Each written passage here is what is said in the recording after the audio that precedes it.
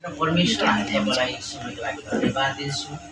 आज सुन्दर दिनको लागि भाइ सुनिल र बुहारी पिताको जुन मेरिजको एउटा आज कति कति डिक्लेरेसन गर्नको लागि हामीहरू मण्डलीबाट सदा हाम्रो सबै हाम्रो परिवारहरू हामी आज यहाँनिर जम्का भएका छौँ। हामी परमेश्वर तपाईँलाई धन्यवाद दिन्छौँ। वेदरले पनि हामीलाई साथ दिएको छ। हरेक कुरोबाट तपाईँले हामी महिमा दिनको लागि हामी यहाँ भेला भएको छौँ।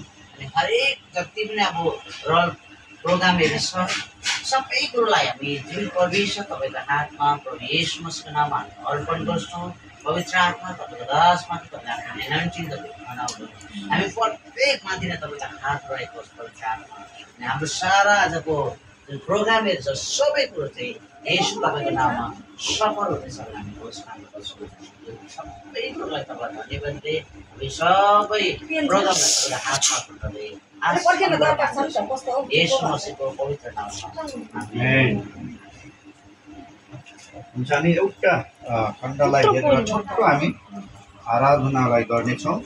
आराधना बिना हाम्रो जीवन उदाङ्गो छ, खल्लो छ। त्यो कारण परमेश्वरलाई दिनुपर्ने श्रेय हामीहरूबाट हुन जरुरी छ। म एउटा छोटो खण्डलाई पढ्नेछु। हे सारा पृथ्वीका मानिस हो, परम प्रभुको जय जयकार मनाऊ।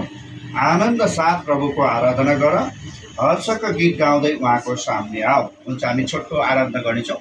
दोस्रो भाइले हामीलाई केही कुरोहरूमा अगुवाई गर्नुहुन्छ। हुन्छ, हामी एउटा भजन गीत गाउँदै हामी परमेश्वरको नामलाई उचाल्नेछौँ। हामी सबैजना मिलिकन हामी परमेश्वरलाई उचाल्नेछौँ।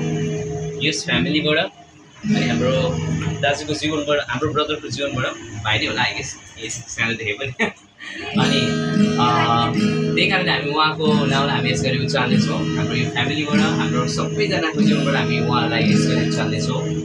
अनि हामी सबैजना आफ्नो आँखाहरू चिम्लिनेछौँ अनि हाम्रो शब्दहरूले हामी के छ हाम्रो परमेश्वरलाई यस गरी उचाल्नेछौँ। यस गरी परमेश्वरमा हामी तपाईँलाई उचाल्नेछौँ। परमेश्वर तपाईँ प्रशंसा योग्य हुनुहुन्छ।